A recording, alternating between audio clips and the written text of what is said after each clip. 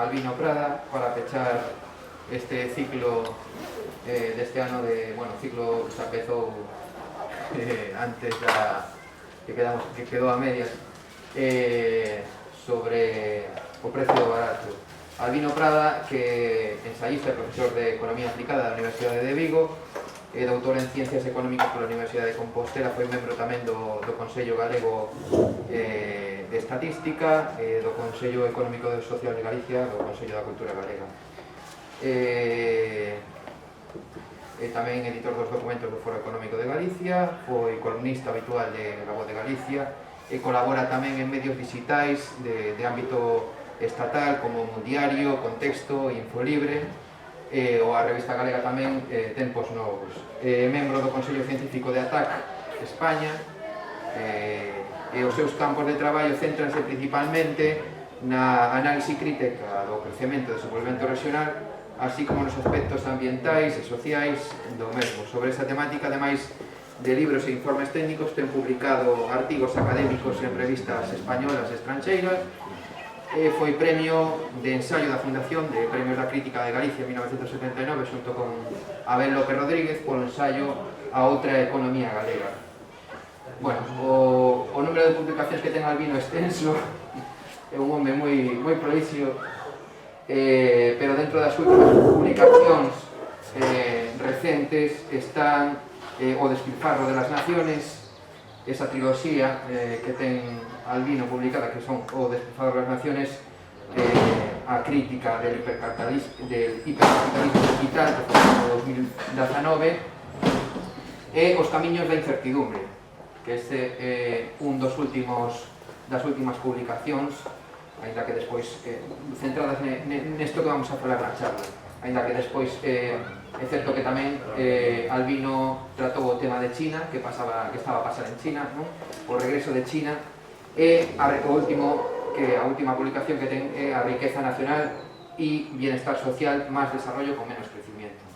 Eu inicialmente, antes de que quedara con él previamente para falar sobre o que iba a falar, tiña notado que iba a falar precisamente sobre ese libro, Hipercapitalismo Digital, pero Albino comentoume que, bueno, dado o título das charlas sobre o prezo barato, iba a modificar un pouco a súa intervención, principalmente iba a centrarse no propio título, si o barato sale caro.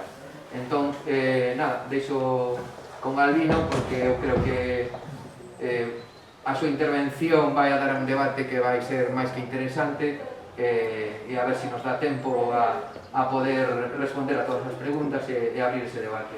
Albino, gracias por estar aquí. Bueno, boas tardes.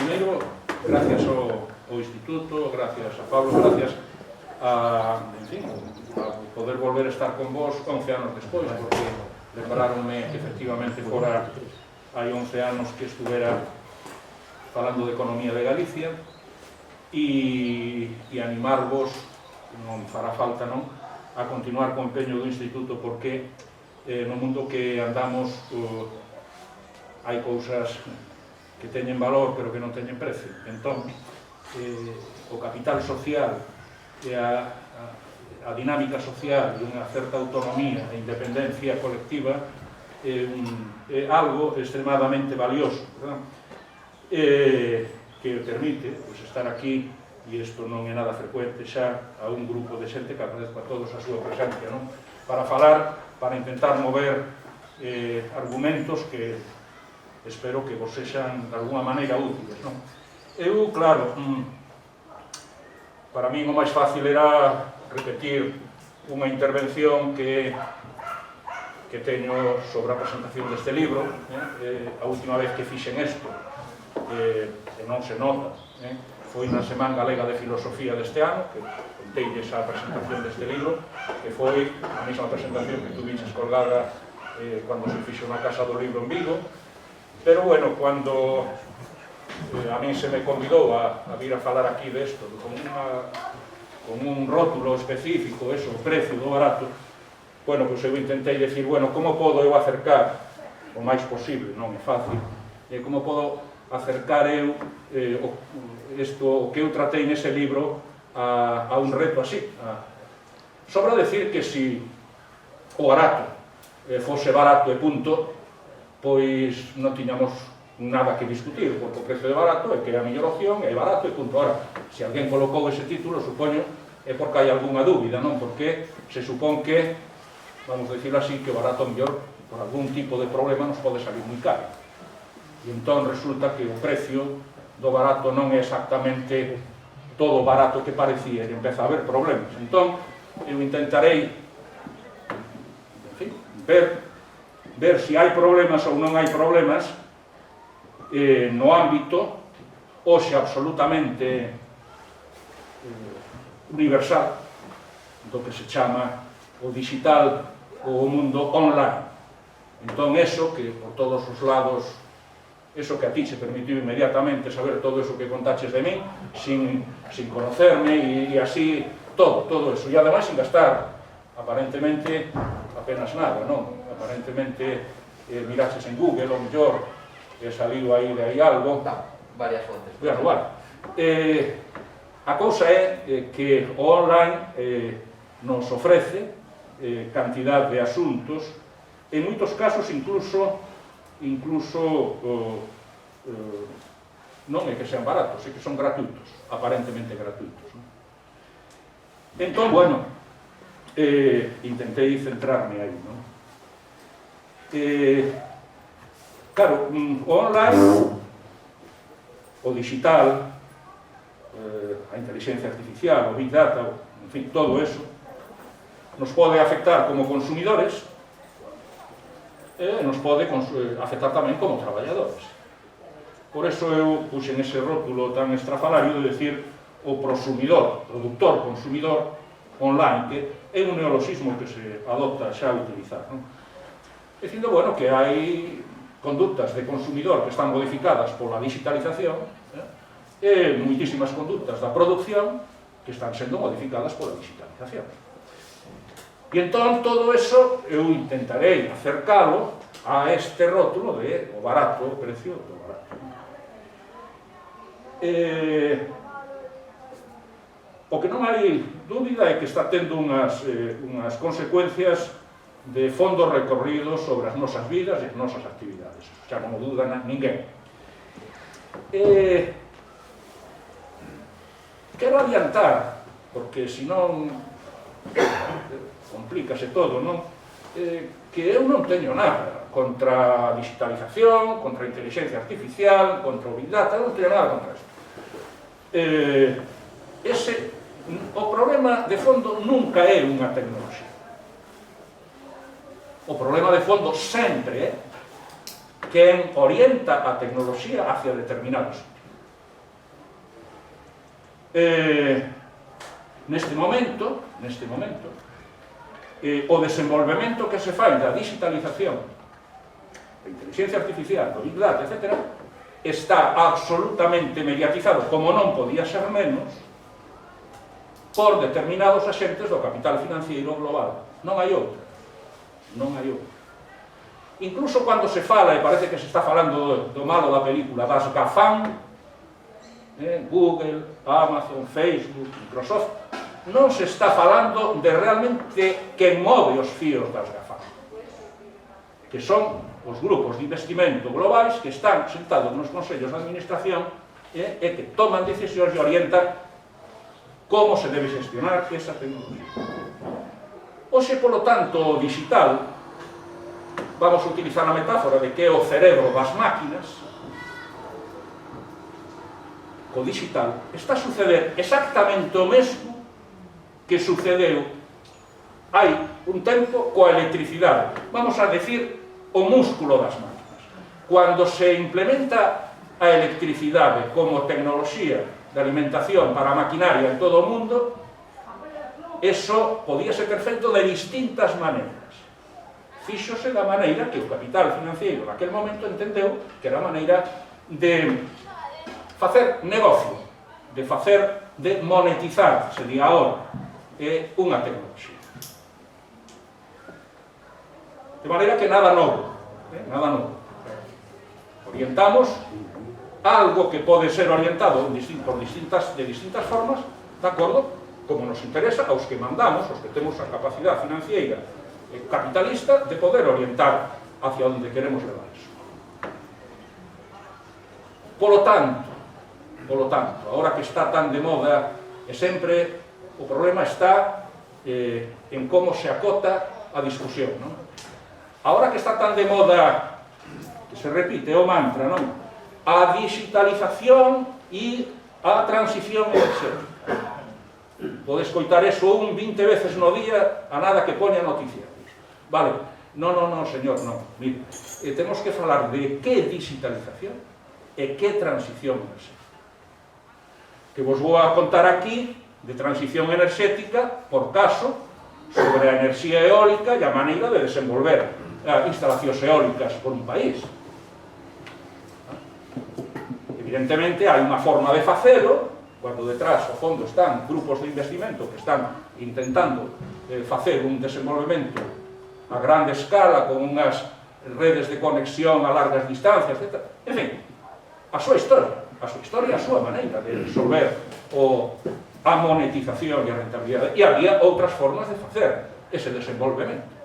Evidentemente, pode haber unhos muiños que teñan unha rede local, que sea dunha empresa municipal. Estas cousas non son ciencia ficción, estas cousas existen polo mundo.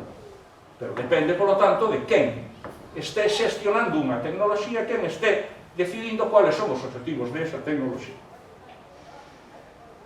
Bueno, sobre isto, concretamente, me ocupo este mes en Tempos Novos, na revista Tempos Novos, e está colgado en Tempos Digital ese aporte así, que se pode ler sobre eso, sobre...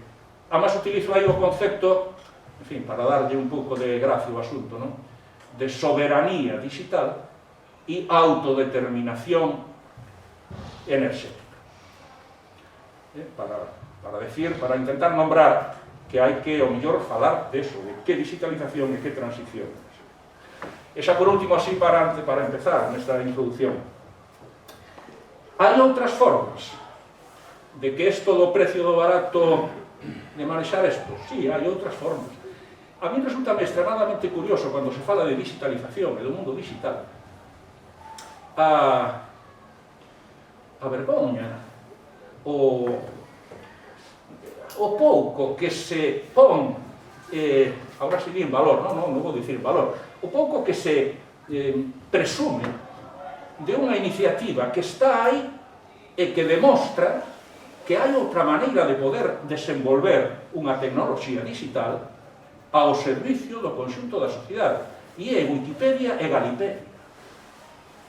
E non é unha broma, é unha entrada en internet global das que están posicionadas como a de maior uso no mundo, e que non hai dentro ningún asunto que teña que falar nin de barato nin de precio. É pro común, é gratuito, é traballo colaborativo, non hai publicidade, non hai captura de información do consumidor, non hai nada deso. E funciona. Mal que lles pese a todos os que dicen que solamente hai outra vía posible, está aí. E mal que lle pese a Bill Gates, que a súa encarta, tuvo que encartar a súa encarta, e o que existe é Wikipedia. Por lo tanto, bueno, non é o único caso, pero é un caso para non estar avergonzado deles, non? É especialmente lastimoso que isto suceda en ámbitos académicos, e sei o que estou dicindo. Bueno, entón, o primeiro aspecto, o consumidor. Como nos afecta isto da digitalización, como nos fai entrar no rego, non? Antes da pandemia, en España, as ventas do comercio aumentaban ao 2%, as grandes cadeas aumentaban ao 3%, o comercio electrónico digital aumentaba ao 25%. É dicir, 10 veces máis que o comercio físico. Triplicábase en moi poucos anos. É dicir, os consumidores estábamos comprando o tema do barato, do que nos colocaban o barato. E singularmente no grupo de outros, nos que son bazares globais, como Amazon aquí, Alibaba alá, medran o 50% anual. pero tamén estaban medrando opcións como viaxes, espectáculos, xogos. No dos xogos eu xa vou maior, non? Pero mesmo comprando, gastando diñeiro en obxectos virtuales que non existen, que só existen para xogar, o cual abre un campo ilimitado para a produción de mercancías, entre comillas. Medrando digital no marketing, na publicidade, roupa, transporte aéreo.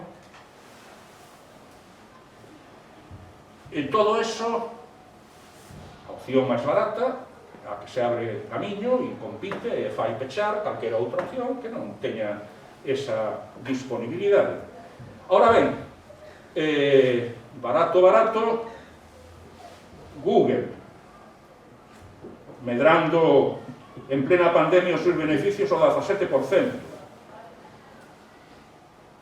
Claro que o seu sistema gratuito Android, que andará por todos os aparatos, polo 80% dos móviles, lle permite, está demostrado xa, ter unhas prácticas monopolísticas a nivel global que xente un pouco socialcomunista que se dice agora, dice, cuidado, estos tíos hai que pararlos, porque isto ten un poder de mercado, un poder no mercado fora do...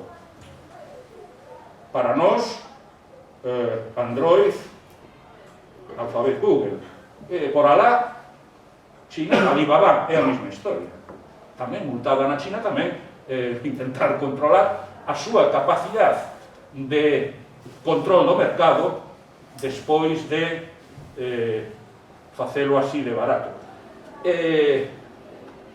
Non fan máis que replicar o que sabemos que fixo no seu momento Bill Gates co MS2, co sistema operativo, que durante moito tempo o único que fixo foi que todo o mundo se metera aquí porque aquilo non costaba nada. Despois da pandemia, no ano 2020, o comercio en xeral caeu un 2%, o pequeno comercio casi un 10%. O comercio online, o ano 2020, medrou un 6%, con todo o lío que había, non? Pero o apartado de outros, os grandes bazares globais, medraron no ano pasado, 2020, un 43%. Polo tanto, de aí resalto ese aspecto que nos pode salir moi caro, que é o control do mercado, un control absoluto do mercado sobre a base do barato, non? Que paulatinamente se pode volver contra os usuarios e os consumidores, non? Isto saben moi ben, que eu non estou nese medio, pero todos os que teñen que andar no mundo da publicidade, da prensa e tal, o enorme poder que teñen estas criaturas en estes momentos xa, dado o control que teñen da personalización e da focalización dos impactos publicitarios, non? E, polo tanto, fan bailar a calquera na man, non? Paso ao segundo aspecto. Non pretendo estar aquí dándovos unha charla de unha hora, senón intentar que sea media hora e punto, logo a ver o que sale, non? O segundo aspecto ten que ver co traballo, cas actividades de traballo. Aquí é moi importante decir, porque poucas veces nos damos conta, que nos guste ou non, no mundo no que estamos, nos países máis ricos, máis desenvolvidos, chamados así, moito máis da mitade do emprego é emprego no sector servicios. 60% do emprego é emprego no sector servicios. Se falamos de emprego, temos que falar necesariamente de estas actividades, non? Porque, bueno, a industria sigue tendo importancia, sin duda, a agricultura, o sector primario tamén sigue tendo actividade de importancia, sin duda, pero en términos de volumen de actividade, do que depende a economía do país, estamos falando do 60%. Bueno, entón, pois xusto, os servicios digitais, este mundo dos Google, dos Facebook, dos Amazon, distribución, publicidade, etc., está analizado que crean apenas un terzo do emprego que destruen. Se eu poño como comparación por millón de ventas, pois estos, o mellor, crean un emprego ou menos por millón de ventas mentras que Mercadona, por exemplo, ten 4 empregos por millón de ventas, e o sector de servicios de comercio en España en xeral ten 3, o triplo. María que o precio do barato nos pode salir caro en términos de cantidade de emprego. Cantidade de emprego xusto nas actividades nas que podíamos ter moito máis emprego, porque son as que teñen o 60 ou por enriba do emprego do país.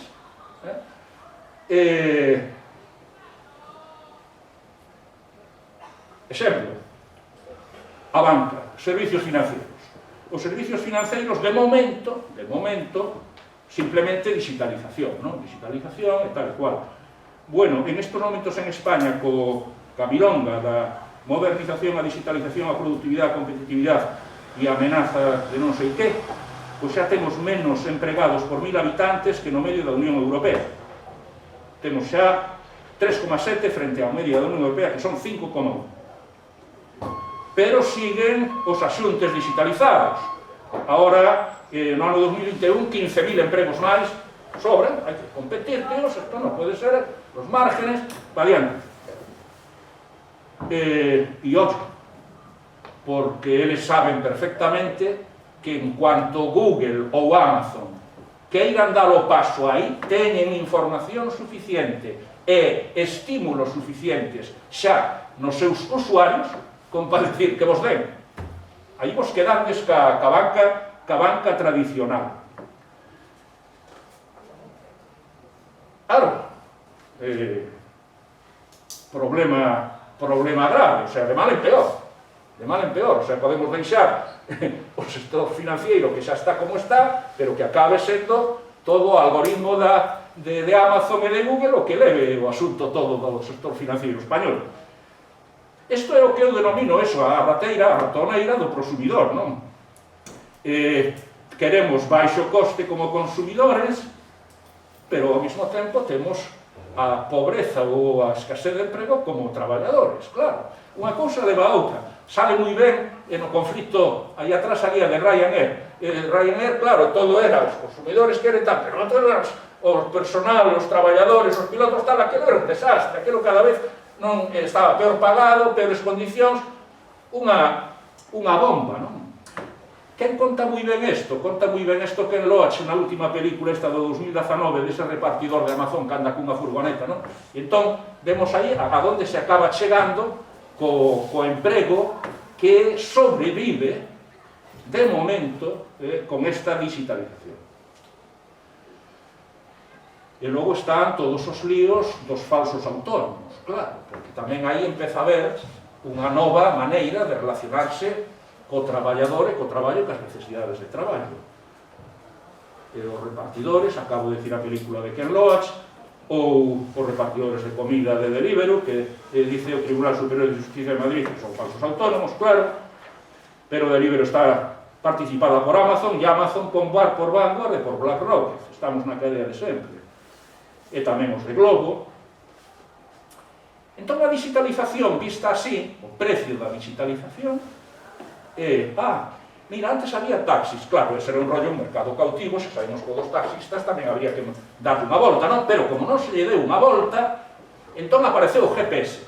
E entón apareceu o GPS e entón resulta que de repente calquera podía ser taxista absolutamente preciso, porque xa non me fai falta ter a capacidade que ten un taxista para conocer unha cidade, non, calquera, a por horas, sin experiencia ninguna. Pero, ollo, porque Google está traballando en vehículos sin conductor, a cousa non parou. A IA de Google non vai parar nos tipos de Uber, non lle vai a dar pena acabar cos tipos de Uber. E é bonito tamén de ver, porque Amazon estaba neso nun emprego por millón de ventas, pero hai algún vídeo por aí que un ve as naves logísticas de Amazon e xa non hai tipos dentro. Xa todos son plataformas que se moven elas solas polas estanterías. Ben, destruye a digitalización e este é o precio do barato máis emprego do que crea e ademais crea un emprego non salarial a tempo parcial, temporal, sen horarios, sen protección, o que eu chamo un emprego non decente. Exemplo, eu, hai un momento que me decía de que lle chegou un fondo de inversión ante un notario, eras tú, apareceulle BlackRock e li no papel da notaría bien. Non, eu non me chegou ainda BlackRock, pero eu na oficina miña bancaria de Tomiño había 3 personas que traballaban con un contrato salarial para o banco. Había 3. Pero nos últimos meses cambiaron o rótulo de axencia e agora hai 4 tipos que son autónomos. E agora as condicións desa xente podémola imaginar. Podémola imaginar e é o que eu acabo de resumir como traballo non decente. Pero, ollo, mentras dure, porque está Google esperando para facer o traballo que queda. No traballo, a mutación post-pandémica foi... Estos están ao quite, hai que aproveitar calquer colapso como unha oportunidade. Entón, teletraballo. Pasamos en España de 0,7 millóns a 2,6 millóns de personas de emprego asalariado teletraballando, e entón xa temos en marcha a adaptación neoliberal, que eu chamo, do teletraballo, non? Entón, agora teño os traballadores illados en casa, un millón, eu si son un sindicato, que xa pobres, non? Diría, e agora a ver como faceros, a partir de agora, ca xentiña toda, cada unha na súa casa, pero logo, vendolles que así poden conciliar, isto é bon rollo, e ademais que somos verdes e ecologistas porque así a mobilidade evitamos os costos de mobilidade, etc. Pois xa está a máquina funcionando con todo isto, pero hai a outra opción, probablemente decimonónica, a do traballo decente. Señores, non. Queren conciliación? Claro que podemos conciliar. Reduzcamos a xornada laboral a mitad. Por qué? Por que deixamos de reducir a xornada laboral desde os anos 80 do século pasado? Problemas de mobilidade, que me están falando? Non deixemos que as cidades se xentrifiquen, se congestionen e se fagan imposibles de vivir no centro, ou que non haxa alternativas de transporte colectivo decentes na maior parte dos sitios. Bueno, o precio do barato nos leva a outro escenario, e temos a un goberno que, na parte do Ministerio de Traballo, pois ten que estar legislando sobre teletraballo, sobre falsos autónomos, e sempre ca amenaza de que ao final está a deslocalización, e temos incluso en riba que isto xa ten, en fin, xa é outro dos precios do barato, que era cando se decía Xosé Manuel que había que facer as cousas just in time, donde fora, e cuanto fora, e que viñeran de donde fora, just in time. E de repente nos atopamos co problema dos microprocesadores, que non sabemos como nos metimos. Nos metimos nun embudo do que ahora non sabemos sair. Porque o objetivo era ese: usted me lo hace barato, yo diseño al precio más barato, y usted me lo coloca tal día, tal hora, sí, sin problema. E agora non salen as contas, non? Agora resulta que Citroën tuvo que xa aquí a 700 decir que 500, SEA tuvo que facer isto con 7000. E o último que quero nomear como problema co traballo e ca digitalización e con todas as súas aparentes baraturas, é dicir, pois que en determinados servicios, e estou pensando na docencia e na sanidade, a teledocencia e a sanidade non presencial son claramente non inclusivas, son unha non inclusiva, a outra non facilita para nada a escaleira social, son segmentadoras, é dicir, provocan que quen teña que resolver ben unha necesidade o faga por fora da cobertura pública. Non me vou deter de momento nesto, pero xa é un tema suficientemente serio en sí mesmo, non? Terceiro aspecto, vou ir máis breve xa aquí, nos ingresos públicos e no estado do benestar, é que estas empresas non queren saber nada, non queren saber nada do sistema fiscal de cada país. O que se están dicindo é: faga vostede a devaluación fiscal que sea precisa para que eu me manteña aí, por si non vou. E a partir de aí ganarán eleccións os que baixen impostos, porque todo o mundo sabe que o tema de fondo está aí. O capitalismo digital, ao estar coordinado económica e fiscalmente a escala global por grupos de investimento, como esos dous que xa citei, están erosionando, dinamitando as bases do Estado do Bienestar. Se a eso lle sumamos, caramba, menudo lío teño aquí con isto. Non é fácil, se a eso lle sumamos que os chinos están tamén por a labor, pois temos un problema serio. O que tiña que ter pagado Amazon en España, pois é 10 veces máis probablemente do que se pagou, por como pouco. Todos eles utilizan, por exemplo, Uber, Cabify, utilizan licencias VTC que teñen sedes en paraísos fiscais, en fin, este é o mundo no que eles se moven. É dudoso que a taxa GAFAM que se implementa en España con Kira chegar ao 18% sobre eses rendementos, e aquí, isto sería un tema xa máis largo de tratar, só un imposto mundial, se acaso europeo, sobre sociedades e patrimonio, podrían reconvertir un pouco esta situación. Sin embargo, en eso teñen moi fácil, o teñen moi claro, dicen, miren, a nosa estrategia, nós non pagamos impostos, o pagar o mínimo posible. Eso sí, se lle poden dar a xentiña unha renta mínima que nós non pagaremos para que podan pagar o acceso aos nosos servicios, bárbaro. Pero é o que hai. De calquera destas cousas, logo, se hai curiosidades, se poden intentar falar. E o cuarto aspecto importante, que me parece a min que probablemente o máis importante porque, ao final, como lle pasou cos microprocesadores, salen os tiros pola culata, non? Entón, o cuarto máis importante é na autonomía, na soberanía económica, social e política. Aquí entramos nun terreno moi complicado, porque na ferramenta, na ferretería, no hardware, por exemplo, o control oligopólico que de facto existe na xestión da nube supón riscos de apagóns digitais, fortuitos ou provocados. Por exemplo, en España o 50% do tráfico masivo en internet controla unha sola empresa, Interxion. E logo a eso sumamos o que acabo de citar dos chips, ese cuello de botella, e logo a disputa que aflorou xa sobre quen controla o 5G, quen controla unha nova forma de comunicación máis veloz para o futuro. Eso na ferretería. Citaba eu no meu libro, que me quedei parvo cando li, que polo isto da ferretería apareceu no país, o Partido Comunista Chino decide que no plazo de 5 anos non pode ter ningún hardware nin software que dependa de tecnoloxía occidental. Nada de Microsoft, nada de Apple, nada de eso. Non queren saber nada de nada de eso. Nos organismos oficiales, en todas as organismos oficiales. E isto, evidentemente, é por unha razón obvia de soberanía nacional.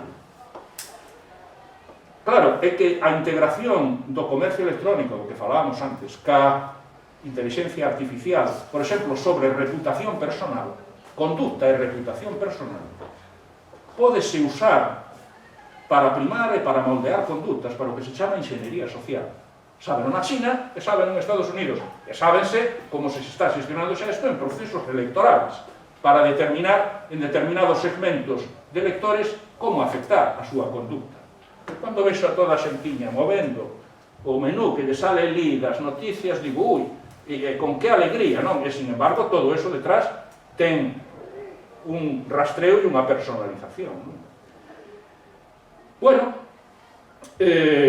chegamos a estas situacións paradóxicas moi preocupantes de que non tuvemos nesta pandemia unha capacidade, quedamos como espidos completamente con radar COVID, Ora, eso sí, Android e Siri circula todo o que teñamos, fagamos e máis sin problema ningún. Este é o precio do barato tamén, no caso de Siri non tanto, no Android sí. E logo, o que reiterei xa antes, o poder nos medios de comunicación. Por tanto, problemas do barato. Hoxe, por tanto, independentemente do que nós podamos facer como consumidores, como personas, que pouco ou moito, en fin, moitas cousas poderemos modulalas de outra maneira, Sin embargo, xa son os gobernos os que teñen que tomar decisións en ese sentido, non?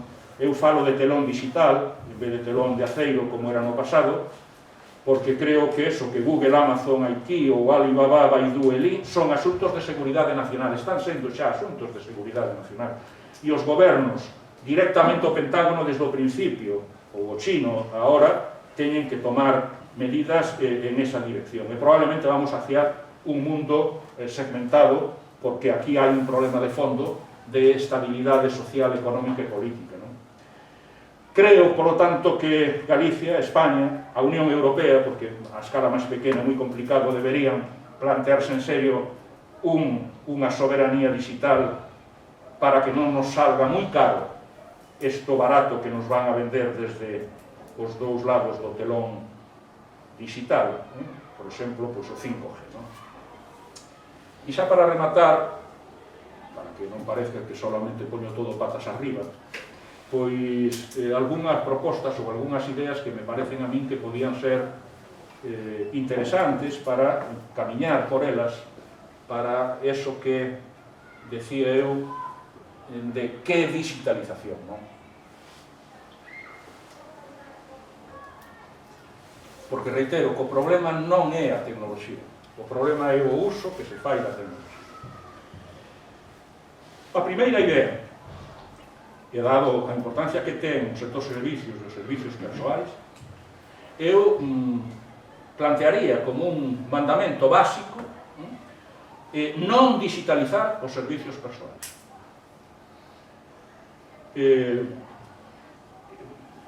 Restringir ao máximo a entrada da digitalización nos servicios persoais. E cando digo servicios persoais, desde logo, sanitarios, educativos, todo o que teña que ver coa relación co usuario, non? Xeriátricos, asistenciais, porque van a empezar a vendernos todo tipo de aparatos e loucuras tecnolóxicas para que non haxa personas e resolvan necesidades, non? Entón, dende logo, tamén na distribución comercial, en tipos concretos de servicios persoais, bueno, non me vou deter ahora aí, pero é moi importante. E mesmo se quero simplificarlo, diría, miren, non teño, en principio, algúns problemas si hai, pero non teño ningún problema en que digitalicen, informaticen, automaticen o que queiran, aquelo que necesariamente nos vamos ver obligados porque hai que competir no mundo. Pero os servicios, que é unha actividade interna do país, teñen que ser un reservorio de emprego digno e de relación da persona co usuario e co cliente. E se perdemos eso, perdemos unha das cuestións que teñen valor, pero non teñen a veces precio na vida. Segunda idea de que digitalización. Xa o decía aí, volvino a decir en Caminos de Incertidumbre. Hai que tomar unha moratoria a nivel global, fácil, sobre o desenvolvemento da inteligencia artificial sobre o humano, porque nos pode levar a terrenos non reversibles e que quede como un xogo de nenos o que pasou co coronavirus. E pola mesma tipo de riscos de inxeniería social hai que dar unha volta personal e social e colectiva a todo o que ten que ver cos datos persoais e co Big Data e a súa xestión. E cada un que se valte, non? Terceira idea, en isto creo que conecto ben con dúas das sesións que se fixeron aí atrás sobre isto do precio barato, con aquelas actividades rurais ou con aquelas actividades textiles, non? Creo que hai que volver a darlle valor, aínda que non sea a opción máis barata, aos servicios de proximidade, a autonomía nos abastecementos cercanos, a soberanía nos aprovisionamentos estratégicos. Ahora nos empezamos a ver el gas, Dios mío, pero ¿dónde va a tarifa? E ahora o gas, e ahora ven este lío, pero si isto todo funcionaba, as enerxías que un ten, e sobre todo se son limpas, Non pode ser que nos xestionen os mismos que están facendo negocio con todo o contrario. Isto non ten pés nin cabeza. E isto, a escala local, a escala de Galicia, a escala de España e a escala europea. Eu sempre acabo aí, porque para moitas cousas, se non hai escala europea, non se pode avanzar. Cuarta idea, na que estou traballando, probablemente con pouco éxito, pero bueno, eu intentarei chegar ao final nesta proposta. A xornada laboral ten que pasar de 40 a 20 horas, non hai outra. Xa o dixo Keynes hai moitos anos, non era social comunista, quería salvar o capitalismo del mesmo, nada máis. Hai que continuar ca tendencia dos anos 80, e se non se continúa ca tendencia dos anos 80, que estamos perdidos, estamos fora de órbita, estamos completamente perdidos o rumbo. O sea, que mundo é este, como teño escrito últimamente, no que, con tanta informatización, automatización, digitalización, se nos convence de que temos que traballar máis anos todavía, hasta os 70, se fai falta. Por qué? Que pasou aquí? E isto de reducir a xornada, en vez de todo este lío de a tiempo parcial ou online, e isto é especialmente sangrante, vai ser especialmente sangrante para a situación das mulleres, sin duda ninguna.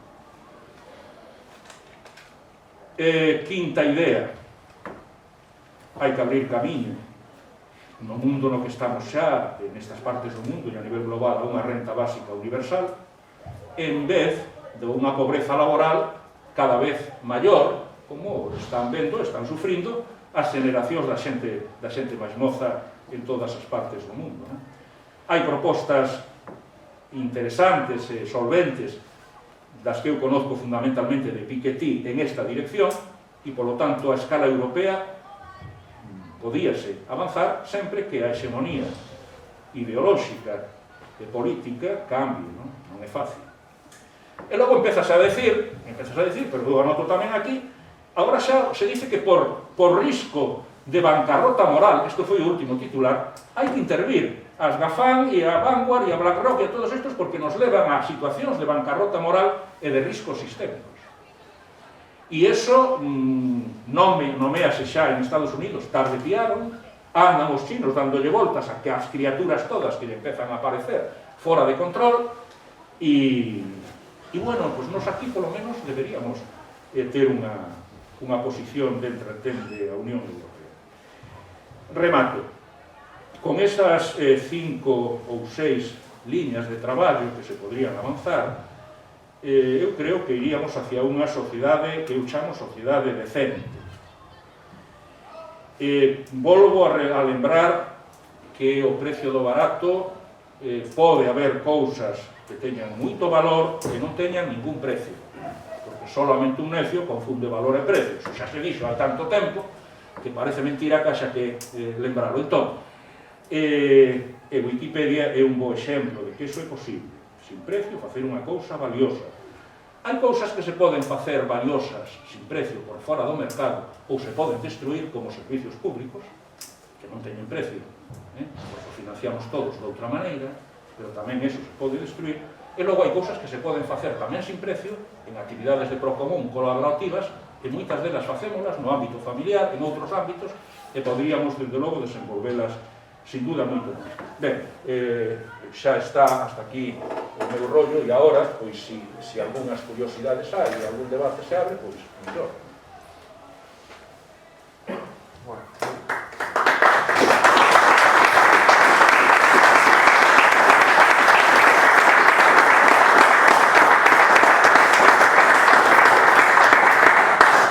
Eu quería agradecerche esta revisión tan grande de algo tan grande, es decir, hai moitos factores que influen nestas ameazas que poden ser de toda esta digitalización mal entendida ou mal utilizada, como ben dice, como ben apuntas. E a verdade é que analizando pormenorizadamente todo o que acabas de comentar, é como se estuvera labrando todo un futuro un futuro económico para as novas generacións ou os que veñen por diante, que parece que está ocorrendo diante da nosa cara, pero que está totalmente oculto, é dicir, é algo que está pasando totalmente desapercibido, é dicir, nos medios de comunicación non se tratan estes temas como unha ameaza. O último que fixo saltar un pouco as alarmas foi o caso da caída do servicio de Facebook, e incluso Facebook fai uns meses xa registrou outras marcas comerciais porque está intentando facer un lavado de imaxe despois do que aconteceu en Estados Unidos con esa declaración desa traballadora e co apagón que hubo e a dependencia que notou todo o mundo sobre os servicios que ofrecía Google, WhatsApp, Facebook e demais, non? Co cal está aí tamén esa parte que falas de intervención na parte, esa parte moral, social, non? Desa inteligencia social que está mudando, bueno, o caso de Cambridge Analytics, que foi o caso quizás o máis grave e máis sonado, pero bueno, tamén os ataques constantes de potencias como Rusia ou como China na intervención e na polarización incluso dos debates nas redes sociais, esa división que se está producindo na sociedade que cada vez se ve máis patente, non? Eso é unha ameaza, evidentemente, como sociedade, tamén como progreso, como sociedade, porque vese claramente esa polarización en moitos debates que, como ben dís, está moi medida e moi manipulada, é dicir, vemos os contidos non realmente o que queremos, sino os que alguén considera que debemos ver, un algoritmo, seguramente, un algoritmo artificial que está condicionando mellor a nosa opinión sobre moitos temas, que pode ser a enerxía, pode ser un tema político, pode ser, como ben apuntas, a asumir como algo bo o teletraballo, que para min é un modelo de novo meu feudalismo, non? Porque o señor feudal o que facía antes era poñer o campo e as ferramentas para que viñeran a traballar, e agora neste modelo de teletraballo, que ao final acabamos con o ordenador, o internet e tal, e acabamos traballando non para o empresario, máis ou menos sería un modelo feudal, non? Eu, como non son economista, o que si tomei unhas notas, non, de algunhas cuestións que tamén me parecen relevantes, tomeinas porque non quero equivocarme nos términos. Entón, vasme permitir que as lea, porque teño unhas cuestións que quería preguntar, que despois se paso abro o debate para os restos dos asistentes e asistentas. Entón, faleces tamén, no caso do traballo, esa pérdida de plusvalía, non? É dicir, como é posible que agora, é dicir, durante a Revolución Industrial, a mellora tecnolóxica, iso puso tarde ou temprano nunha mellora das condicións laborais e tamén unha reducción do tempo de traballo, en tanto melloraban as características técnicas de producción. E iso é algo que se fixo ata o que distía, ata os anos 80 e demais, no que as condicións de traballo melloraron. Pero estamos asistindo a unha reducción da produción da plusvalía, é dicir, entendida como tempo de traballo excedente non remunerado ao traballador. É dicir, o valor que crea o traballador asalariado por encima do valor da forza de traballo. E iso non se está repercutindo no traballador. Co cal, atopamos que se produce agora mesmo, que o capitalismo está producindo non para satisfacer as necesidades humanas, nin siquiera, o sea, somente es para producir riqueza. Entón, unha riqueza que non produce un valor de uso. Por exemplo, estánse facendo coches ou incluso os alimentos que logo se venden, e se non se venden, tíranse. Directamente acaban tirados. Entón, a tecnoloxía programase incluso para ter unha obsolescencia que está programada. O sea, esa tecnoloxía, ese dispositivos poderían seguir usándose, pero neste caso determinan as empresas que non, hai que reducir, se antes duraban 6 anos, hai que facerse de un ano e acabar tirando para que volva a comprarse novos dispositivos e demais, non? Claramente é un modelo perverso. Claramente apunta que isto non é moi sostible en cuanto a materias primas e demais. Pero considero que tamén que este nivel de desenvolvemento hoxe en día produce mercancías con menos valor, e o que están xerando unha caída da taxa de ganancia. É dicir, o capital non está a invertir na produción dos produtos para melloralos, sino o que está é que esa compra de forza de traballo ou para dar máis emprego ou para mellorar os salarios dos empresarios ou incluso na formación dos mesmos, o que fai é financiarse a sí mesmo, é dicir, con ese diñeiro que gañan refinanciase un capital ficticio, evidentemente, e non crear nada de valor. Entón, atopámonos que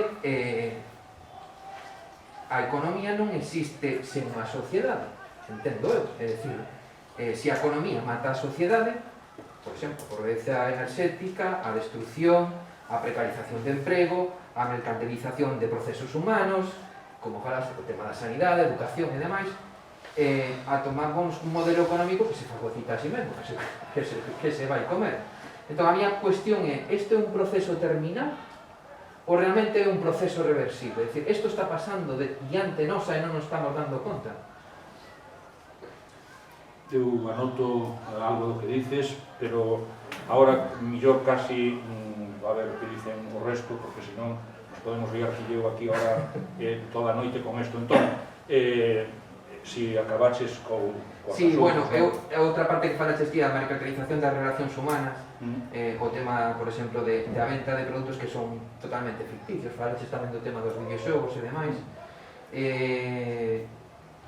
sobre todo, o interesaba, bueno, de feito, deches clave sobre eses procesos de mercantilización, é dicir, antes existía unha cousa que era o autostop, agora é o BlaBlaCar, antes existía unha rede de intercambio de casas, agora é o Airbnb, sanidade, educación e demais. Entón, eu quería preguntarche que perigo supón isto para a sociedade actual e futura e como se pode compensar ou corregir. E, por último, que tamén apuntaches, eu tiña as preguntas notadas, pero tamén, si sobramos como traballadores, o traballo intelectual sobra, ou vai ser reemplazado por inteligencia artificial, e si o sistema económico realmente só nos necesita como consumidores, nada máis. Bueno, pois nada, o que temos para unha semana ti eu, pero agora a ver se alguén máis dice algo e logo xa intentamos así comentar alguna cousa, non? A ver se alguén máis, se hai por aí. Alguén máis que teña alguna cousa de curiosidade, e se non, empezamos a falar destas cousas, non? Algo, Se acaso unha observación, e en que medida a sociedade no seu conxunto, porque falaste de soberanía, falaste de independencia, e eu quero falar da sociedade, que realmente o soporte de todo isto para ben e para mal, non? Evidentemente, a soberanía alimentar, a soberanía enerxética, aquela cousa de sectores estratégicos que antes se falaba moito.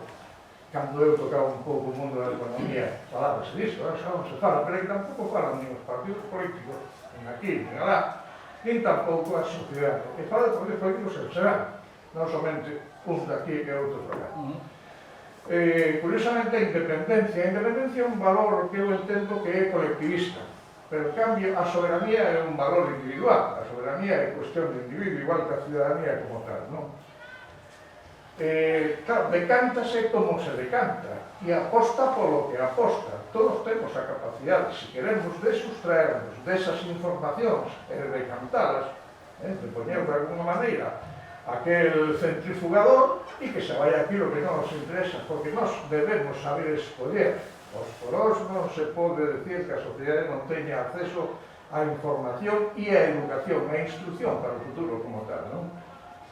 E esa é a parte que máis me preocupa, porque tú falaste tantísimas cousas que facer un guiso con tantos ingredientes daría un guiso maravilloso, que pasa que non sei se nos daría tempo para falar de tanto.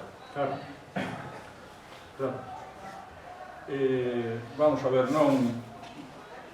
Eu o único que podo facer e normalmente o que me motiva a facelo é ver sobre unha cuestión sustantiva que nos afecta como sociedade intentar construir o que agora se denomina un relato alternativo. Eu teño que ver como me están contando o conto, non? E vendo que como se está acotando continuamente os temas dunha maneira, e decir, bueno, pero é que en realidad este asunto hai que collelo por outros lados. Entón é onde me empezan a aparecer ese tipo de cousas que foron aparecendo aquí e poño en riba da mesa, non? Entonces intentas facer un fío conductor que explique no lío no que estamos metidos, non? Este é un primeiro paso. Primeiro hai que ter un diagnóstico de cuáles son os síntomas e a maneira de velos alternativamente, pois senón non podemos avanzar. Logo veñen os problemas de como concretar ese diagnóstico nunha terapia e nunha maneira de modificar a realidade. Por eso o primeiro que fixen aquí, era con toda a intención, era darlle moito valor á propia existencia do acto e do instituto e dunha dinámica social que parece mentira, eso, que haxa que nombrar como extremadamente valioso, porque cada vez está sendo máis escaso, é dicir, estamos dispostos a perder o tempo en cantidad de asuntos que non nos permiten abrir ventanas e iluminar un pouco a realidade, pero cada vez hai menos xente disposta a meterse nunha habitación aquí a escoitar e a discutir ou a debatir sobre os asuntos. E, polo tanto, logo a interpelación que tú fas ao personal, ás decisións persoais, é clave, é dicir, cada un tense que medir a si mesmo e cada un ten que dar contas a si mesmo de como é de coherente, nunca absoluto, pero de coherente con as cousas que ten claras ou que cree que ten claras, porque son amenazas e asuntos que ten claro, non? Entón, bueno, eu aí non entro xa, o sea, eu non podo facer, non veño aquí, nin me podo dedicar a facer un manual de autoaxuda ou un manual de como proceder a unha desconexión digital das persoas e como avanzar hacia aí, non? Eu teño as miñas capacidades no meu terreno de traballo, pero sei que efectivamente aí hai moito e bo que esperar, se houbera, de xente quanto máis moza e quanto máis nova que queira camiñar por esta parte do que chamabas, ou se entendín ben, esa soberanía entendida no ámbito personal, non xa non nese ámbito social. Do que comentabas tú e do que planteabas tú, o primeiro asunto aquel da tasa de ganancia, que si a plusvalía, todo eso que nos remite a don Carlos Marx, non? Vamos a ver, eu creo que, por si non nos liamos, non? Eu creo que a maior trampa que hai neste mecanismo que eu acabo de poñer aquí, síntomas variados, non? É que hai algúns que fixeron a operación seguinte. Vamos a ver, todo o que é a ciencia, a tecnoloxía, as capacidades organizativas, o capital humano, etc., todo isto nós non lo podemos apropiar así, sin máis, polo morro, no sentido de que os donos de todo eso somos nós. E a partir de aí volve Marx, non? Eu solamente teño que remunerar as horas exclusivamente que tú, profesor, conductor, médico, ATS, faz. Porque todo o capital intelectual, tecnolóxico, o que realmente, cada vez máis, explica a capacidade de producir e de producir de maneiras as que sean, todo eso eu non teño ninguna responsabilidade colectiva. Todo isto é meu, compreino, eu compro, incluso podo comprar patentes para non usalas, eu todo isto compro, pagueino, e a partir de aí, pois todo o que se deriva de aí é dos que somos os donos do capital. E así se producen os milagros que se producen, é dicir, hai procesos de acumulación nunca antes vistos, vertiginosos, de riqueza, de concentración de riqueza a nivel global, porque están basados en esa premisa. Vale, que o traballo acumulado, humano, na maquinaria, na tecnoloxía, na ciencia, etc., poda ser apropiado por 500 tipos no mundo, bueno, non deixa de ser un mérito glorioso deses 500 tipos, non? O sea, se o resto, incluídos todos os gabinetes de investigación, academias, etc., que se dedican a xenerar conocemento que logo se transfire e se desenvolve, consideran que efectivamente esos van a ser os únicos que poden tal, e incluso se poden permitir decir que pagar impostos o mínimo posible porque, oye, son costes que a nos complican as cousas, non? Os mismos que están apropiándose ou rentabilizando, poñendo en valor non toda esa capacidade, ese traballo humano acumulado, ese capital, non? Entón, na propia xénesis das empresas da digitalización, xa sea de Amazon, xa sea de Apple, xa sea de Microsoft, os que rastrean os orígenes de todo eso, hai algún libro de unha conocida analista que é Mariana Mazzucato, rastrean que non hai máis que a capacidade de apropiar, de ensamblar e incorporar desenvolvementos tecnolóxicos que estaban desenvolvidos normalmente por axentes de investigación públicos, non? Pero chega un momento en que logo eu collo, registro, patento, ensamblo, tal, e digo, non, cuidado, isto todo a partir de aquí. Entón, si eso é así, e eso cada vez require menos traballo humano directo,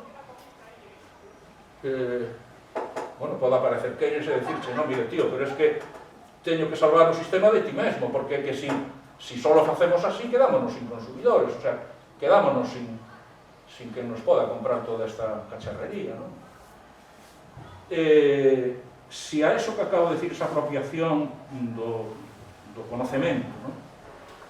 E sumamos a capacidade que tenen de diferenciar os seus produtos e de facer que parezcan exclusivos e absolutamente distintos e por lo tanto de acotar os seus consumidores, pois estamos nunha ratonera da que dificilmente se pode sair. O cual non quere decir, para nada, que obxectivamente a redistribución desas capacidades productivas e desa riqueza social se poda plantear de outra forma, sin duda ninguna. Podría imaginarse no límite, por que non? Igual como sucedeu coa agricultura, que nun momento determinado aquí en Galicia éramos máis do 50% traballando na terra, e agora nos chega co 5%, vale? Bueno, pues eso, en principio, se non houbera outras consideracións que as hai, sería un logro social para sacarse o sombrero e dicir, bueno, pero e o problema logo onde está? En como redistribuir esa capacidade productiva, esa riqueza. Si nos alimentamos e somos capaces de satisfacer as necesidades básicas sociais dos que vivimos no mundo, en vez de traballar 40 horas, traballando 10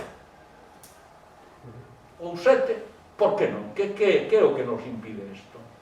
Non lo impide, basicamente, aqueles que dicen, no, esto solamente se moviliza, se rentabiliza con esta estructura social e esta estructura económica que a mí me resulta rentable, non?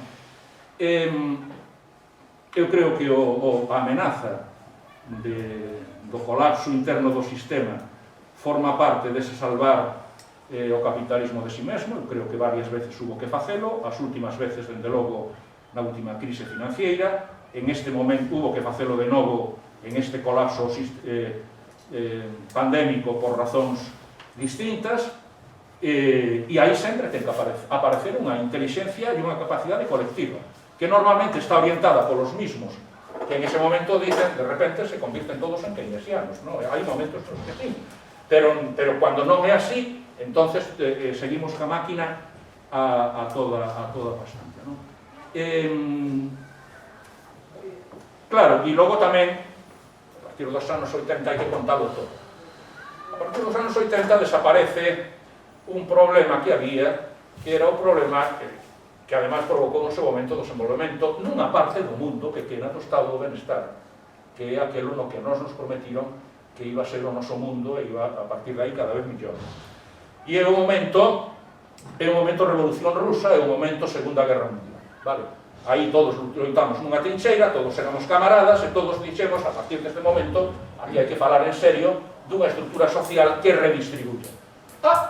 Pero pasaron os anos 60, 70, a Unión Soviética foise ao garete, os chinos abducidos por Kissinger e agora, que falta nos fai a nós, chegar a acordos de redistribución nin de estado de benestar, si temos o control absoluto do capital a nivel global. Os chinos cumplenos a función de meter medo, porque é o exército de reserva de man de obra baratos chinos e máis outros países, para decir a todo o mundo que baixen as súas expectativas, e entramos nun ciclo distinto, que non nos dimos conta porque nos 80 e nos 90 estábamos medio despistados e todos andábamos bueno, pero outros seguiron facendo moi ben o seu traballo, e agora pois estamos recollendo as consecuencias, e non é fácil, como estamos vendo, maniobrar para nada. Cando vexo aqueles que, por exemplo, hoxe, pois estes días, no goberno actual do Ministerio de Traballo singularmente, teñen que facer frente a determinados asuntos, e digo, é que pasou demasiado tempo segando a erva debaixo dos nosos pés, e desfacendo un tecido productivo e unhas expectativas que agora mesmo é moi difícil reconducir. Oxe, nomear o concepto este que dixen eu aquí, parece como se fora un fraile, non? Isto de traballo decente. E tú que eres discípulo de Jehová, ou como isto? Non, traballo decente é un concepto que forma parte do ideario da Organización Internacional do Traballo desde hai 100 anos. Está especificado que é, pero nos fomos columpiando, e de repente a propia OIT hai 5 anos ten que recuperar o concepto de traballo decente de hai un século. Con isto xa é suficiente para decir, pois estuvemos moi despistados durante os últimos 30 ou 40 anos. Todos. Aí quizás volvo outra vez á cuestión personal, a cuestión de que cada un se lo mire, non? De como eu acordome dun programa de televisión que os programas de televisión, hai que ter un cuidado extremo. Pero Jordi Évole un día, non sei por qué, entrou nunha aula universitaria e preguntou a xente, aos rapaces, a ver, quantos eran ali fillos de traballadores? E non había ningún, todos eran clase media. Todos se creían clase media. E isto é para decir, que lío gordo temos aquí. Esta xente non sabe nin o que é. Non sabe nin a radiografía social de por que están aquí, a que se dedica a súa familia. Todos son clase media. Houve un momento en que todos estábamos no mundo feliz de que todos éramos clase media ou clase media alta, vale? E, sin embargo, o mundo seguiuse movendo na dirección que agora estamos vendo que temos que ver, non? Un momento, en fin, complicado, moi complicado, desde moitos puntos de vista. Bueno, eu non podo meterme máis nos líos estes porque... Ora, unha última cousa, cando nombrabas o da inteligencia artificial e tal, eu acaba normalmente outros argumentos dicindo, mira, non nos fai falta moita máis inteligencia artificial. É máis, temos moita inteligencia artificial da que se pode estar desenvolvendo, temos que paralizala. E deberíamos paralizala por cuestións de precaución.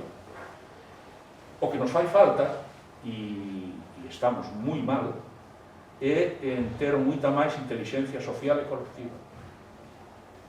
E esa está moi pouco armada, e está... un solo ten que ver os programas de máxima audiencia dos canales públicos, xa non quero falar dos canales privados, vale?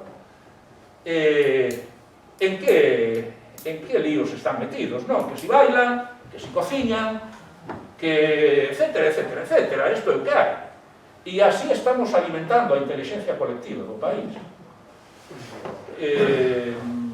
Se a eso le añadimos todo tipo de producto audiovisual, películas de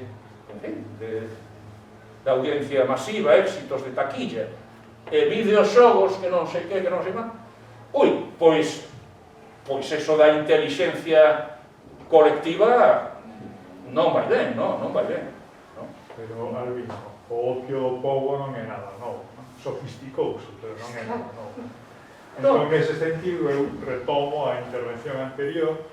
Efectivamente, unha vía de solución sería a decisión individual, a soberanía persoal, para decir, eu non compro en Amazon, compro de proximidade. Pero é que resulta que, cando faz ese esforzo de comprar en proximidade, a veces é imposible.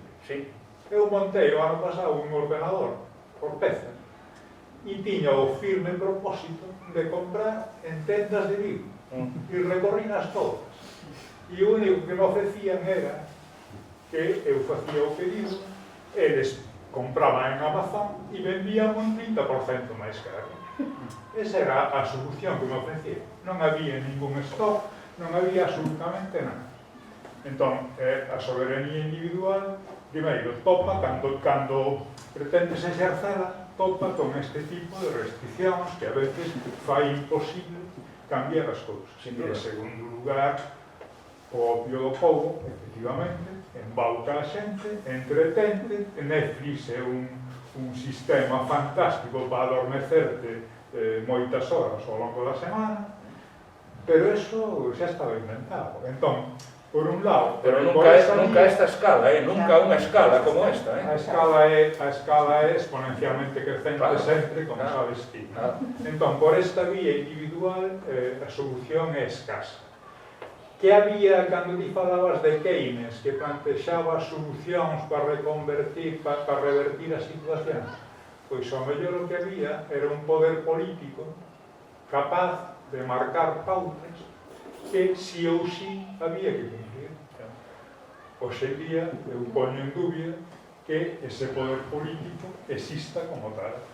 E non quero lembrar que hai poucos anos neste país privatizáronse empresas estratégicas e esa privatización sirveu para ganar por maioría absoluta elección.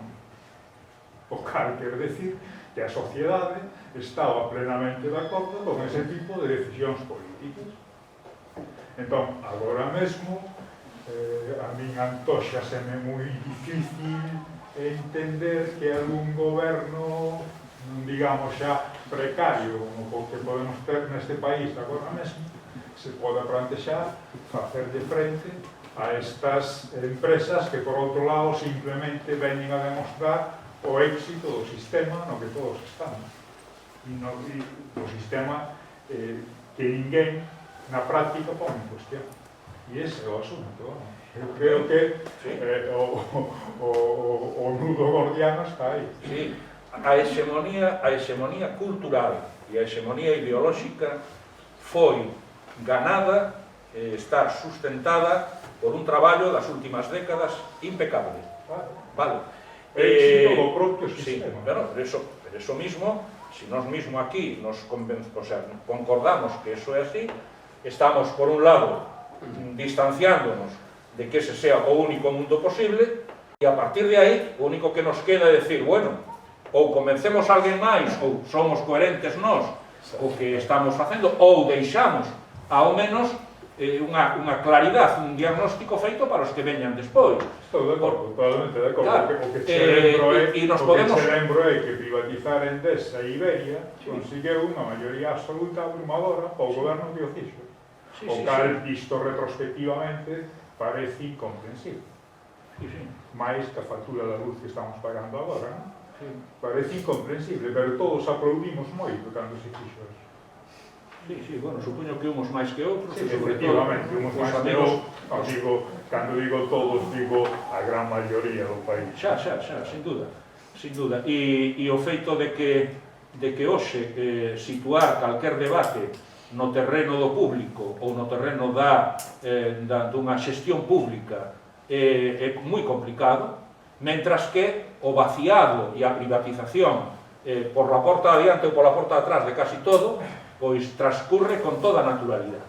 E todo o mundo entende que é a mellor maneira de facer as cousas, non? Porque senón, vale, estuvemos aquí, eu estuve aquí intentando poñer argumentos no sentido contrario de que hai cousas que facendo así, seguindo a folla de ruta dos que levan a folla de ruta, nos poden levar a situacións nas que salgamos perdendo cousas moi sustantivas. E hasta aí podo chegar. A partir de aí cada un terá que mirarse a si mesmo como acelera a roda ou como intenta poñer a medida das súas forzas o contrario contra a roda, non? Eu, o que me acabas de decir é para salir correndo e esconderse, vale? E é o que eu vexo normalmente cando eu publico algo en calquer medio, o tipo de comentarios que eu recibo aí,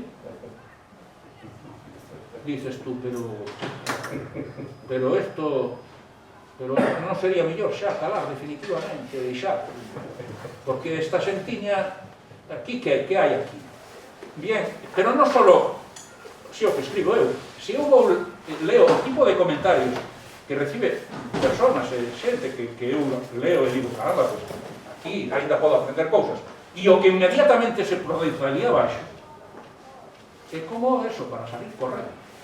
Outro debate interesante que empezaría a partir de aquí sería como as redes sociais están desplazando o centro de gravedade do sistema. Sí. Isto tamén é moi interesante. A maior parte deses comentarios que ti ves non son son os comentarios que o algoritmo quere que ti veas, é dicir, porque xa por defecto pon comentarios relevantes. Os comentarios relevantes non quere dicir que sexan os mellores comentarios, senón os máis comentados, os que máis interacción teñen. O cal xa está modulando o debate. Xa. E ao final sí, pero bueno, no canto do que comentabas ti de que, é dicir, no tema político de si hai ou non posibilidade de intervir, recentemente esta semana Facebook en Francia chegou un acordo ca xencia de editores franceses e Facebook va ter que pagar polos enlaces que se publican dentro de Facebook, pero cambia cando, é dicir, pola dependencia, falo, o apagón que hubo do servicio supuso unha caída das visitas dos grandes periódicos dun 70% ese día, é dicir, existe unha dependencia, pero claro, é dicir, quen lle mete agora a man ás redes sociais? A eso me refería, efectivamente. Quen se atreve a meterlle? Francia o acaba de facer a través dos editoriais por medo a multa que lle puxeron a Google. Francia, non a Unión Europea, sino Francia directamente. É dicir, aí sí que existe, parece que sí que existe soberanía nacional, pero por resto ninguén se atreve. Habería que analizar polo miúdo tamén ese tipo de acordos económicos, non? Que ao mellor parece moi gravoso para Google, pero se o analizamos a fondo, ao mellor non é tan gravoso e dalle unha pátina de legitimidade e xa está cumplindo cas exixencias que se etcétera. E ao mellor no fondo eso non repercute demasiado negativamente no negocio de Google en Francia. Bueno, en España directamente cortaron o Google News, que foi a súa ameaza. En España Biden acaba de conseguir que retiren a taxa Google dentro dun ano. Así de claro. Eu manteño en ese tipo de, digamos, de disputas que, aínda que moi improbable, o único axente capaz de enfrentarse hoxe a estes grupos é o conxunto da Unión Europea si chega a unha posición dese tipo. Da mesma maneira que, aínda que aí os matices son infinitos, que en Estados Unidos que pode facerlo é o goberno federal, sí, e non é nada fácil, si quere transitar hacia esa dirección, pero eu lembro que na última campaña electoral había unha candidata demócrata que quedou no camiño, que nombraba algún tipo de medidas sobre estas empresas e evidentemente quedou no camiño e as cousas se van ralentizando cada vez máis. Son, digamos, paradóxicamente, dá a impresión do que eu revisei e vin e sigo, de que paradóxicamente pode ser China a potencia económica que nos poda dar a sorpresa, no sentido de que, bueno, evidentemente en China estes grupos occidentais teñen unhas limitacións radicais, absolutamente radicais. Porque aí sí que hai unha política por encima dos grupos económicos. Claro. Hai un partido político que ten o control exclusivo do poder e que observa como unha amenaza directa que eses axentes podan ter un control social que se les escape a eles. Non é un problema, esta é a miña opinión, é dicir, non é un problema de que o Partido Comunista Chino teña medo ao capitalismo, ningún. É dicir, eu son dos que penso que en China hai un capitalismo sin capitalistas, pero esta é unha historia máis larga. Non. Con poucos capitalistas.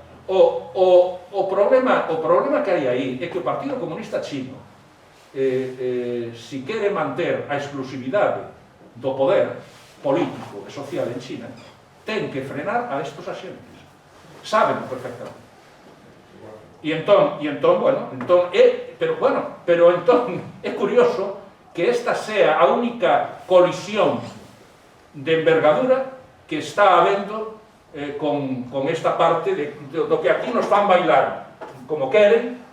A única fronteira que está habendo rotunda é a fronteira con China. E esa é a que no seu momento aflorou aquí co 5G, porque viña a suceder ao revés. Por primeira vez era un software e unha tecnoloxía china que podía invadir o terreno exclusivo dos outros. Entón, cuidado, que aquí podemos ter o desenvolvemento chino do 5G nos pode levar a un problema de seguridade nacional ao resto do mundo. Claro que sí. E de control político, claro que sí.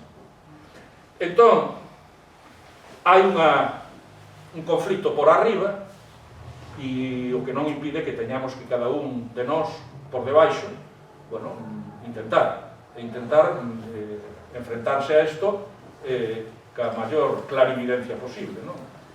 E aí, efectivamente, un pode consumir Netflix, un pode consumir Filmin, un pode non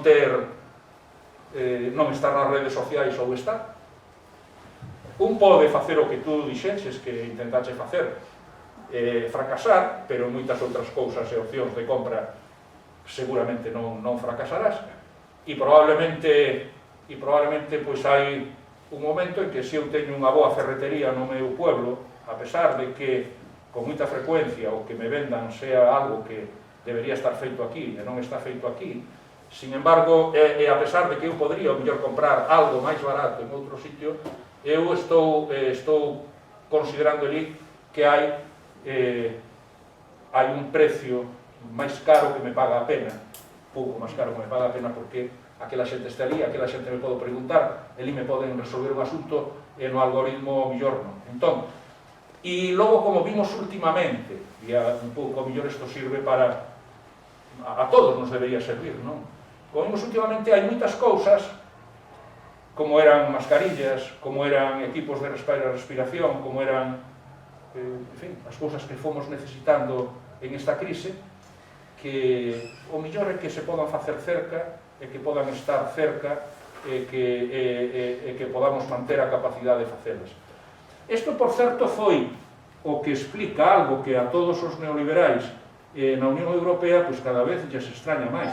Hubo un momento en que na Unión Europea decidiuse que a política agrícola común, que é a partida máis costosa do noso presuposto na Unión Europea, era así porque queríamos ter unha autosuficiencia e autonomía alimentaria, porque viñamos dunha guerra mundial e sabíamos que hai cousas que son cruciales e críticas nunha situación de conflito internacional.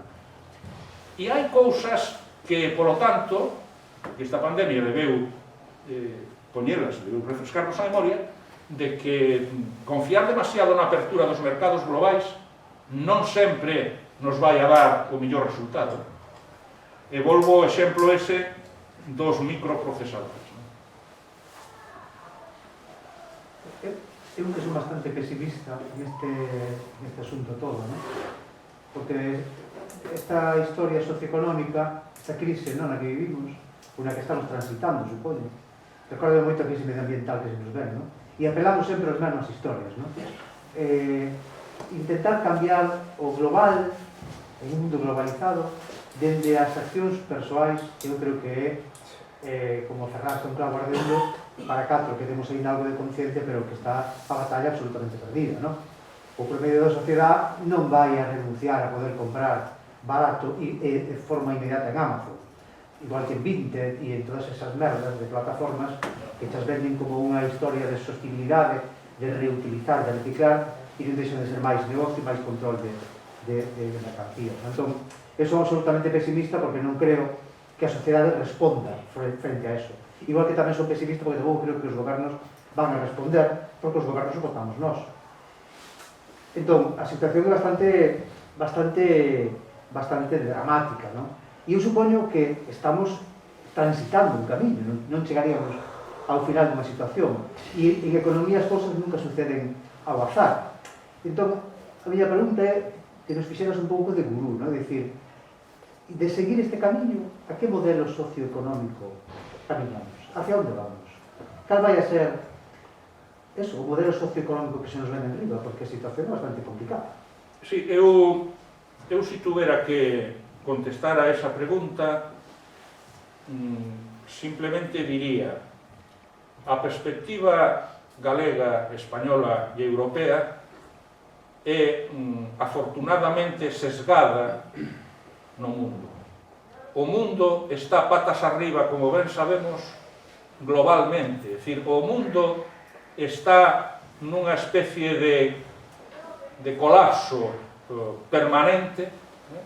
Pensemos en Sudamérica, pensemos en África, pensemos en boa parte de Asia, pensemos na maior parte da Unión Soviética, etc. É dicir, son países que se chaman e se rotulan de castas hereditarias, é dicir, donde só unha minoría normalmente resolve satisfactoriamente a súa maneira o seu futuro e as súas necesidades, e o resto que le den. E o resto, se morren cunha pandemia, pois alabados a Dios, e tiramos para diante. E nunhas sociedades sin inclusión social, sin ningún tipo de proxecto colectivo, de redistribución e de capitalismo salvaje, libre de fricciones, como dice Bill Gates, entón o que queda pois é unha igualación pola baixa. É dicir, a excepción somos nós. A excepción é esta parte do mundo chamada estes países, e singularmente algúns países, non? O mellor Francia. Francia é probablemente dos sitios que habría que retirar do mapa cuanto antes porque teñen unha situación insólita social. E os países nórdicos, algúns países nórdicos. E todo o demais, por lo tanto, o mundo iría hacia ese territorio do Pacífico, que eu chamo chimérica no meu libro, e que é un mundo no que o mundo máis desigualitario que un pode imaginar. É dicir, os países máis desigualitarios metidos objetivamente hoxe do mundo, dos grandes países, Estados Unidos e China, por un igual. É dicir, o 10% dos máis ricos de cada un dos sitios ten pois a maior parte do PIB moito máis que todos os que están por baixo. Entón, un proceso de igualación a baixa, donde o Estado cada vez se ocupa de menos cousas, oye, que en China a sanidade privada, os sistemas privados de pensións, e iso que están aínda no nivel que estábamos nos anos 50 aquí, digamos, de riqueza ou de consumismo, vale? Entón, todo eso está interiorizado, está xa encarrilado, como está en Estados Unidos de hai moito tempo, non? Entón, un mundo, no, sálvese quen puera, o mundo de esos, como era a película do Óscar, estes que andaban nun autocaravana. Bien. É dicir, un mundo de traballadores nómadas, un mundo sin expectativa. De no man land, non? Sí. Polo tanto, bueno, pois eu, claro, un mundo así, sustentado nunha en que unha parte da poboación este ganada cultural e socialmente para votar e respaldar as opcións políticas que están ao mando, vale? E en China eso consíguese conseguindo que a xente vaya consumindo cada vez uns aparatos máis cada ano que pase, a expectativa, isto sabemos tamén aquí, que tamén funcionou e sigue funcionando, é dicir, cada vez renovar un modelo desto, outro, e así vamos seguindo, e vai xeneración tras xeneración. Mentras sea así, pois ese será o mundo, non? E máis ben, se me poño así pesimista, pois que aquí que nos olvidemos de algunhas cousas que creíamos que podían ir cada vez sendo máis civilizadas, máis redistributivas. Hai unha maneira inversa de nombrar, e é un mundo no que, dependendo do país no que nazcas, da familia na que nazcas, da cidade ou do barrio no que nazcas, terás un futuro ou serás un país. E así é o modelo que probablemente... Ahora, si eso, como sucedeu ca pandemia e como sucedeu cos microchips, si eso reventa por algunha costura ambiental, esa é outra. Entón, ao mellor aí temos que empezar outra vez a darnos paus uns aos outros, porque hai algunhas cousas que se puxeron moi complicadas. De entrada, ao mellor un bon día, pois non hai enerxía suficiente para consumir, e se nos poñemos os pelos de punta e empezamos entón a sacar o peor do que levamos dentro, non? Ou non hai auga, ou non hai alimentos, ou hai... Claro, porque aí empeza a haber repartos que a nivel global ao mellor se modifican, non? E por eso é moi importante, non como unha amenaza, sino como unha realidade, a emerxencia de China, de que é un país tan gigantesco, e de general de Asia, no que é o reparto mundial. Porque, como dixo Gandhi, oye, se vos fixo falta unha India aos ingleses, para montar un asunto moito máis gordo, vamos facer falta 7 planetas. E non hai 7 planetas, non? Entón, bueno, algo deso creo que está pasando, aparte de cuestións especulativas, co tema do gas, co tema da enerxía, porque as contas dan de si o que dan. Bueno, pois teremos que poñer as pilas. Bueno, pois un placer pola miña parte, e simplemente intentar deixar aquí planteados os asuntos que están todos, afortunadamente, todos abertos. Moitas gracias.